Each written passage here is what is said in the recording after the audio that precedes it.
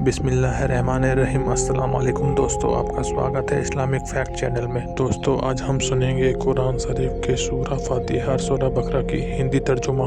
सूरा अल फातिहा। अल्लाह के नाम से जो अत्यंत कृपाशील तथा दयावान है। सारी प्रशंसाएं अल्लाह ही के लिए हैं, जो सारे संसार का रब है। बड़ा कृपाशील, अत्यंत दयावान है, बदला दिए जाने के दिन का मालिक है।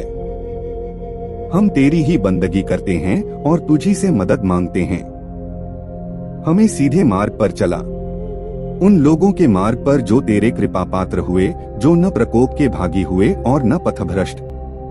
सूरा अल बकरा। अलिफ लाम मीम। वह किताब यही है जिसका वादा किया गया था, जिसमें कोई संदेह नहीं, मार्गदर्शन है डर रखने वालों के लिए। जो अनदेखे ईमान लाते हैं, नमाज कायम करते हैं और जो कुछ हमने उन्हें दिया है उसमें से खर्च करते हैं। और जो उस पर ईमान लाते हैं जो तुम पर उतरा और जो तुमसे पहले अवतरित हुआ है, और आखिरत पर वही लोग विश्वास रखते हैं।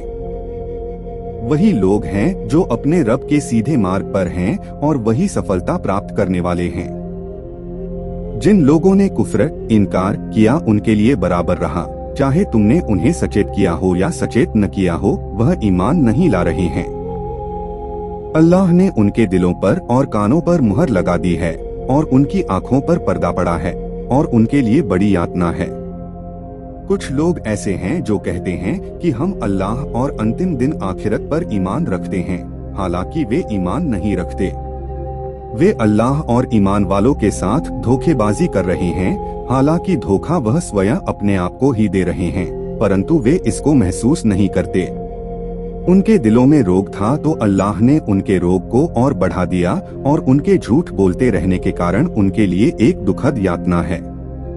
और जब उनसे कहा जाता है कि जमीन में बिगाड़ पैदा न करो, तो कहते हैं हम तो केवल सुधारक हैं।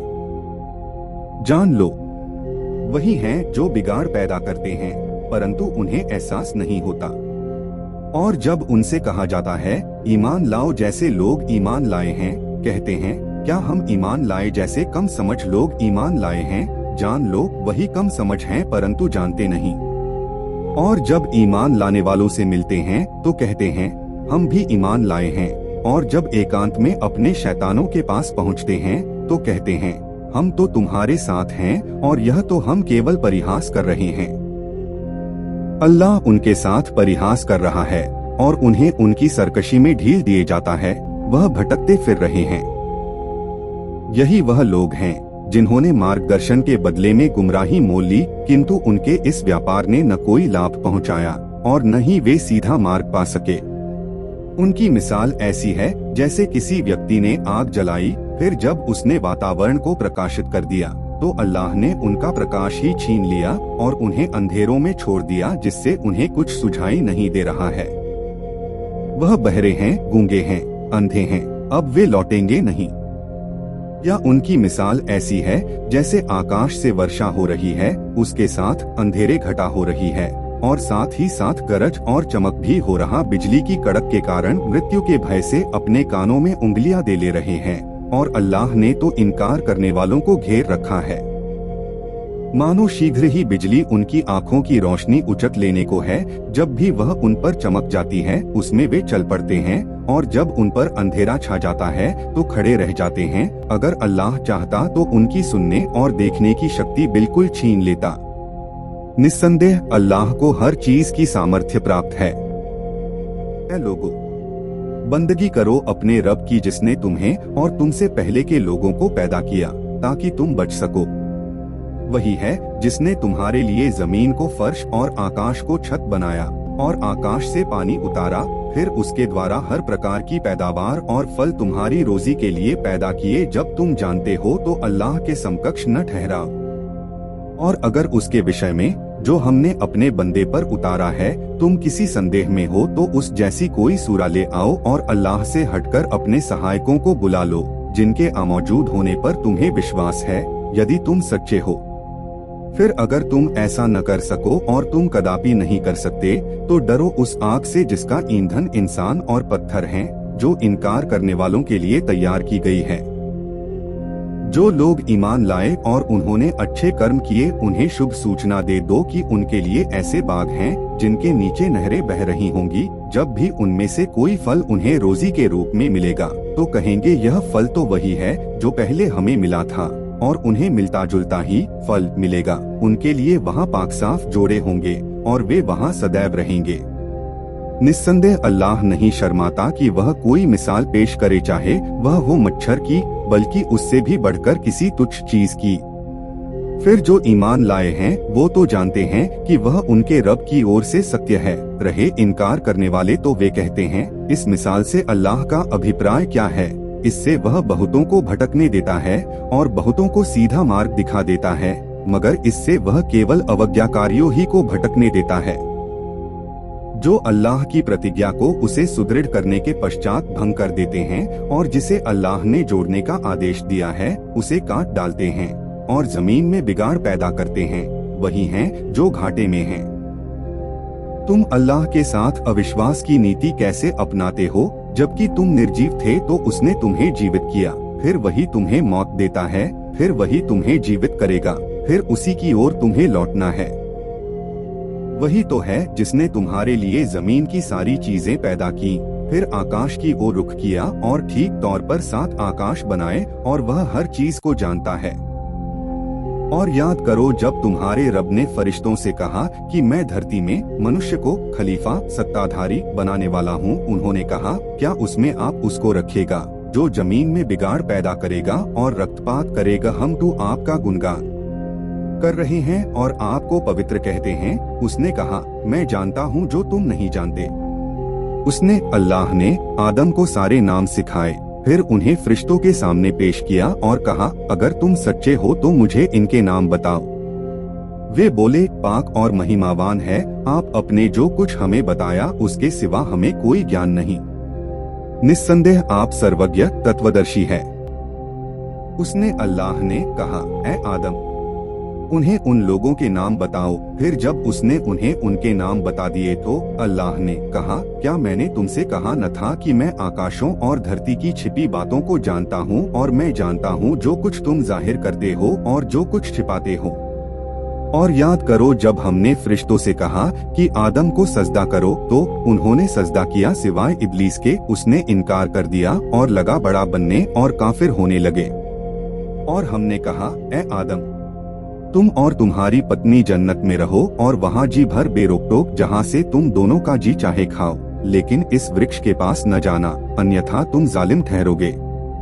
अंततः शैतान ने उन्हें वहाँ से फिसला दिया, फिर उन दोनों को वहाँ से निकलवा कर छोड़ा जहाँ वे थे। हमने कहा कि उतरो, तुम एक दूसरे के शत्रु होगे और तुम्हें एक समय तक धरती में ठहरना और बिलसना है।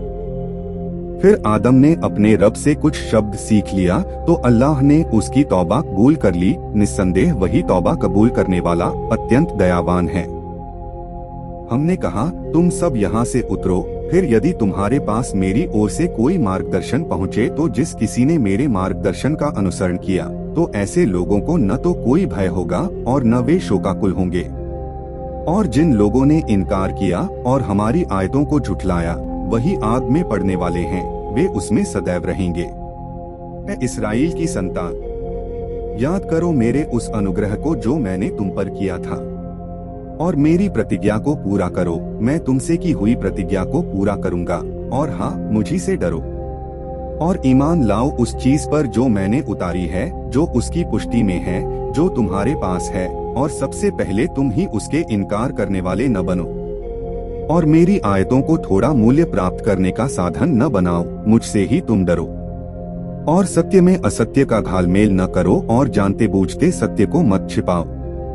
और नमाज कायम करो और ज़कात दो, और मेरे समक्ष झुकने वालों के साथ झुको। क्या तुम लोगों को तो नेकी और एहसान का उपदेश देते हो और अपने आप को भूल जाते हो, हालांकि तुम किताब भी पढ़ते हो? फिर क्या तुम बुद्धि से काम नहीं लेते? धैर्य और नमाज से मदद लो, और निस्संदेह यह नमाज बहुत कठिन है, किंतु उन लोगों के लिए नहीं जो विनम्र होते हैं, जो समझते हैं कि उन्हें अपने रब से मिलना है और उसी की ओर उन्हें पलटकर जाना है। ऐ इस्राएल की संतान, याद करो मेरे उस अनुग्रह को जो मैंने तुम पर किया था, और इसे भी कि मैंने तुम्हें सारे संसार पर श्रेष्ठता प्रदान की थी। और डरो उस दिन से जब न कोई किसी की ओर से कुछ तावान भरेगा और न किसी की ओर से कोई सिफारिश ही कबूल की जाएगी और न किसी की ओर से कोई फिद्या अर्थदंड लिया जाएगा और न वे सहायता ही पा सकेंगे। और याद करो जब हमने तुम्हें फिरौनियों से छुटकारा दिलाया जो तुम्हें अत्यंत बुरी यातना देते थे, तुम्हारे बेटों को मार डालते थे और तुम्हारी स्त्रियों को जीवित रहने देते थे, और इसमें तुम्हारे रब की ओर से बड़ा अनुग्रह था। याद करो जब हमने तुम्हें सागर में अलग अलग चौड़े रास्ते से ले जाकर छुटकारा दिया और फिरौनियों को तुम्हारी आंखों के सामने डूबो दिया। और याद करो जब हमने मूसा से 40 रातों का वादा ठहराया तो उसके पीछे तुम बछड़े को अपना देवता बना बैठे, तुम अत्याचारी थे। फिर इसके पश्चात भी हमने तुम्हें क्षमा किया ताकि तुम कृतज्ञता दिखला। और हमने तुम पर बादलों की छाया की और तुम पर मन्न और सलवा उतारा और कहा खाओ जो अच्छी पाक चीजें हमने तुम्हें प्रदान की हैं। उन्होंने हमारा तो कुछ भी नहीं बिगाड़ा, बल्कि वे अपने ही ऊपर अत्याचार करते रहे। और जब हमने कहा था इस बस्ती में प्रवेश करो, फिर उसमें से जहाँ से चाहो जी भर खाओ, और बस्ती के द्वार में सजदागुजार बनकर प्रवेश करो और कहो छूट है, हम तुम्हारी खताओं को क्षमा कर देंगे और अच्छे से अच्छा काम करने वालों पर हम और अधिक अनुग्रह करेंगे। फिर जो बात उनसे कही गई थी जालिमों ने उसे दूसरी बात से बदल दिया। अंततः जालिमों पर हमने जो अवज्ञा वे कर रहे थे उसके कारण आकाश से यातना उतारी। और याद करो जब मूसा ने अपनी कौम के लिए पानी की प्रार्थना की तो हमने कहा चट्टान पर अपनी लाठी मारो, तो उससे 12 स्रोत फूट निकले और हर घर ने अपना अपना घाट जान लिया। खाओ और पियो अल्लाह का दिया, और धरती में बिगाड़ फैलाते न फिरो। और याद करो जब तुमने कहा था ऐ मूसा, हम एक ही प्रकार के खाने पर कदापि संतोष नहीं कर सकते, अतः हमारे लिए अपने रब से प्रार्थना करो कि वह हमारे वास्ते धरती की उपज से सागपात और ककड़िया और लहसुन और मसूर और प्याज निकाले। और मूसा ने कहा क्या तुम जो घटिया चीज है उसको उससे बदल कर लेना चाहते हो जो उत्तम है? किसी नगर में उतरो, फिर जो कुछ तुमने मांगा है तुम्हें मिल जाएगा। और उन पर अपमान और हीन दशा थोप दी गई और वे अल्लाह के प्रकोप के भागी हुए। यह इसलिए कि वे अल्लाह की आयतों का इनकार करते रहे और नबियों की अकारण हत्या करते थे। यह इसलिए कि उन्होंने अवज्ञा की और वे सीमा का उल्लंघन करते रहे। निस्संदेह ईमान वाले और जो यहूदी हुए और ईसाई और साबी जो भी अल्लाह और अंतिम दिन पर ईमान लाया और अच्छा कर्म किया, तो ऐसे लोगों का उनके अपने रब के पास अच्छा बदला है। उनको न तो कोई भय होगा और न वे शोकाकुल होंगे। और याद करो जब हमने इस हाल में कि तूर पर्वत को तुम्हारे ऊपर ऊंचा कर रखा था, तुमसे दृढ़ वचन लिया था जो चीज हमने तुम्हें दी है उसे मजबूती के साथ पकड़ो और जो कुछ उसमें है उसे याद रखो ताकि तुम बच सको। फिर इसके पश्चात भी तुम फिर गए, तो यदि अल्लाह की कृपा और उसकी दयालुता तुम पर न होती तो तुम घाटे में पड़ गए होते। और तुम उन लोगों को तो जानते ही हो जिन्होंने तुम में से सब्त के दिन के मामले में मर्यादा का उल्लंघन किया था, तो हमने उनसे कह दिया बंदर हो जाओ, धिक्कारे और फिटकारे हुए। फिर हमने इसे सामने वालों और बाद के लोगों के लिए शिक्षा सामग्री और डर रखने वालों के लिए नसीहत बनाकर छोड़ा। और याद करो जब मूसा ने अपनी कौम से कहा निश्चय ही अल्लाह तुम्हें आदेश देता है कि एक गाय ज़ब्ह करो। कहने लगे क्या तुम हमसे परिहास करते हो? उसने कहा मैं इससे अल्लाह की पनाह मांगता हूँ कि जाहिल बनूं। बोले हमारे लिए अपने रब से निवेदन करो कि वह हम पर स्पष्ट कर दे कि वह गाय कैसी हो। उसने कहा वह कहता है कि वह ऐसी गाय हो जो न बूढ़ी हो न बछिया, इनके बीच की रास हो, तो जो तुम्हें हुक्म दिया जा रहा है करो। कहने लगे हमारे लिए अपने रब से निवेदन करो कि वह हमें बता दे कि उसका रंग कैसा हो। कहा वह कहता है कि वह गाय सुनहरी हो, गहरे चटकीले रंग की कि देखने वालों को प्रसन्न कर देती हो। बोले हमारे लिए अपने रब से निवेदन करो कि वह हमें बता दे कि वह कैसी हो। गायों का निर्धारण हमारे लिए संदिग्ध हो रहा है। यदि अल्लाह ने चाहा तो हम अवश्य पता लगा लेंगे। उसने कहा वह कहता है कि वह ऐसी गाय है जो सधाई हुई नहीं है कि भूमि जोतती हो, और न वह खेत को पानी देती है, ठीक ठाक है, उसमें किसी दूसरे रंग की मिलावट नहीं है। बोले अब तुमने ठीक बात बताई है। फिर उन्होंने उसे ज़ब्ह किया, जबकि वे करना नहीं चाहते थे। और याद करो जब तुमने एक व्यक्ति की हत्या कर दी, फिर उस सिलसिले में तुमने टालमटोल से काम लिया, जबकि जिसको तुम छिपा रहे थे अल्लाह उसे खोल देने वाला था। तो हमने कहा उसे उसके एक हिस्से से मारो। इस प्रकार अल्लाह मुर्दों को जीवित करता है और तुम्हें अपनी निशानियां दिखाता है ताकि तुम समझो। फिर इसके पश्चात भी तुम्हारे दिल कठोर हो गए, तो वे पत्थरों की तरह हो गए, बल्कि उनसे भी अधिक कठोर, क्योंकि कुछ पत्थर ऐसे भी होते हैं जिनसे नहरें फूट निकलती हैं, और उनमें से कुछ ऐसे भी होते हैं कि फट जाते हैं तो उनमें से पानी निकलने लगता है, और उनमें से कुछ ऐसे भी होते हैं जो अल्लाह के भय से गिर जाते हैं। और जो कुछ तुम कर रहे हो अल्लाह उससे बेखबर नहीं है। तो क्या तुम इस लालच में हो कि वे तुम्हारी बात मान लेंगे, जबकि उनमें से कुछ लोग अल्लाह का कलाम सुनते रहे हैं, फिर उसे भली भांति समझ लेने के पश्चात जानबूझकर उसमें परिवर्तन करते रहे।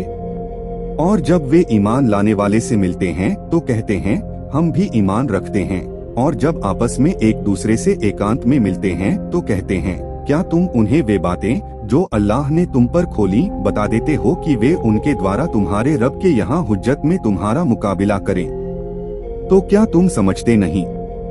क्या वे जानते नहीं कि अल्लाह वह सब कुछ जानता है जो कुछ वे छिपाते और जो कुछ जाहिर करते हैं? और उनमें सामान्य बेपढ़े भी हैं जिन्हें किताब का ज्ञान नहीं है, बस कुछ कामनाओं एवं आशाओं को धर्म जानते हैं, और वे तो बस अटकल से काम लेते हैं। तो विनाश और तबाही है उन लोगों के लिए जो अपने हाथों से किताब लिखते हैं, फिर कहते हैं यह अल्लाह की ओर से है, ताकि उसके द्वारा थोड़ा मूल्य प्राप्त कर लें। तो तबाही है उनके लिए उसके कारण जो उनके हाथों ने लिखा, और तबाही है उनके लिए उसके कारण जो वे कमा रहे हैं। वे कहते हैं जहन्नम की आग हमें नहीं छू सकती। हाँ, कुछ गिने चुने दिनों सांसारिक कष्टों की बात और है। कहो क्या तुमने अल्लाह से कोई वचन ले रखा है? फिर तो अल्लाह कदापि अपने वचन के विरुद्ध नहीं जा सकता।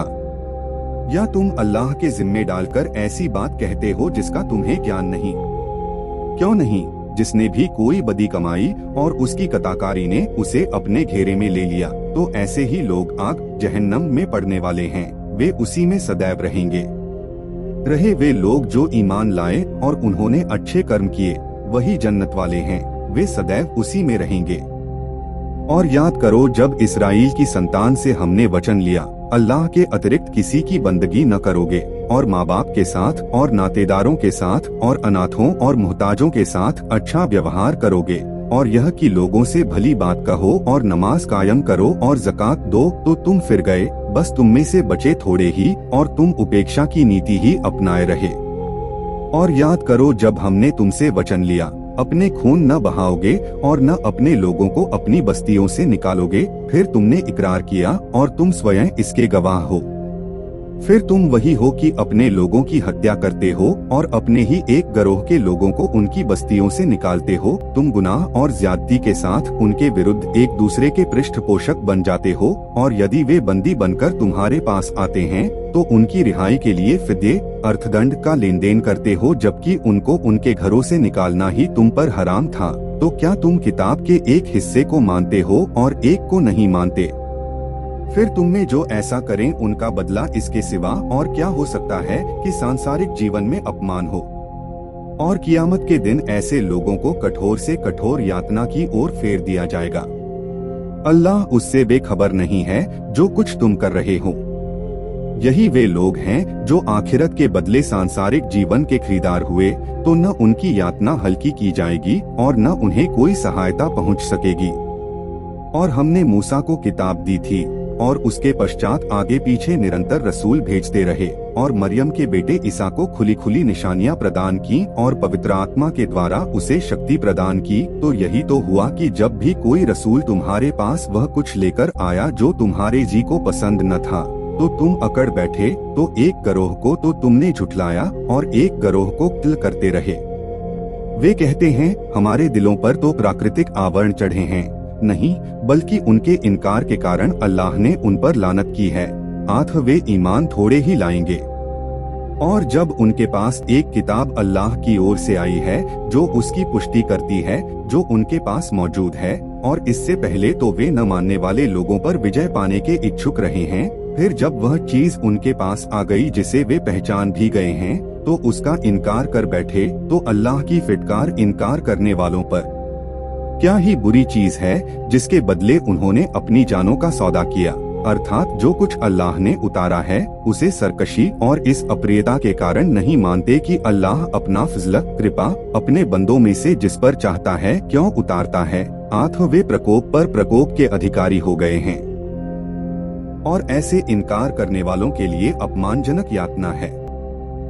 जब उनसे कहा जाता है अल्लाह ने जो कुछ उतारा है उस पर ईमान लाओ, तो कहते हैं हम तो उस पर ईमान रखते हैं जो हम पर उतरा है, और उसे मानने से इनकार करते हैं जो उसके पीछे है, जबकि वही सत्य है, उसकी पुष्टि करता है जो उनके पास है।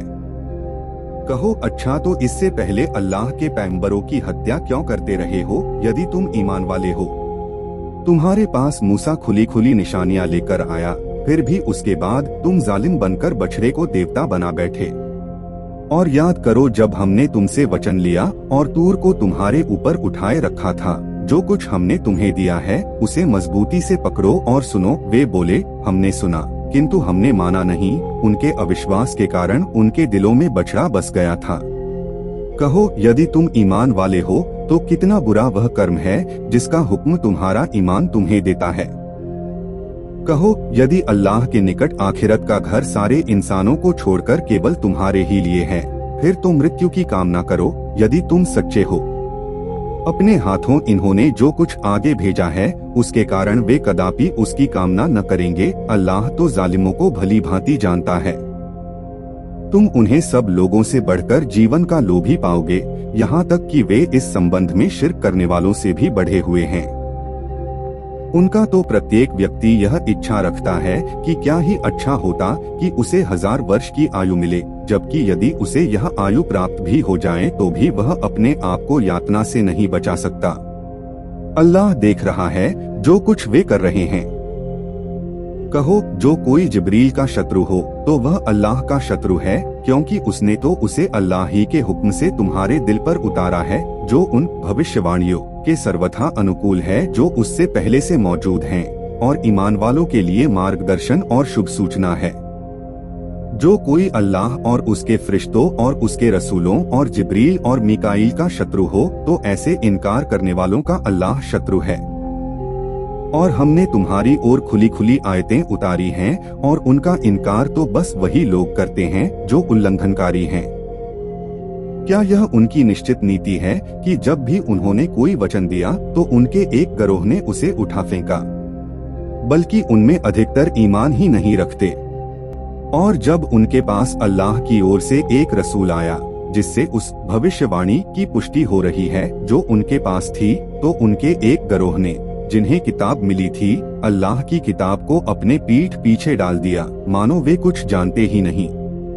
और जो वे उस चीज के पीछे पड़ गए जिसे शैतान सुलेमान की बादशाही पर थोपकर पढ़ते थे। हालांकि सुलेमान ने कोई कुफ्र नहीं किया था, बल्कि कुफ्र तो शैतानों ने किया था। वे लोगों को जादू सिखाते थे, और नहीं ऐसा है जैसा कि वे कहते थे कि बाबिल में 2 फरिश्तों हारूत और मारूत पर जादू उतारा गया था। और वे 2 चालाक व्यक्ति किसी को भी सिखाते न थे जब तक कि कह न देते हम तो बस एक परीक्षा हैं, तो तुम कुफ्र में न पड़ना। तो लोग उन दोनों से वह कुछ सीखते हैं जिसके द्वारा पति और पत्नी में अलगाव पैदा कर दें, यद्यपि वे उससे किसी को भी हानि नहीं पहुंचा सकते थे। हाँ, यह और बात है कि अल्लाह के हुक्म से किसी को हानि पहुंचने वाली ही हो, और वह कुछ सीखते हैं जो उन्हें हानि ही पहुंचाए और उन्हें कोई लाभ न पहुंचाए। और उन्हें भली भांति मालूम है कि जो उसका ग्राहक बना उसका आखिरत में कोई हिस्सा नहीं। कितनी बुरी चीज के बदले उन्होंने अपने प्राणों का सौदा किया। यदि वे जानते तो ठीक मार्ग अपनाते, और यदि वे ईमान लाते और डर रखते तो अल्लाह के यहाँ से मिलने वाला बदला कहीं अच्छा था। यदि वे जानते तो इसे समझ सकते।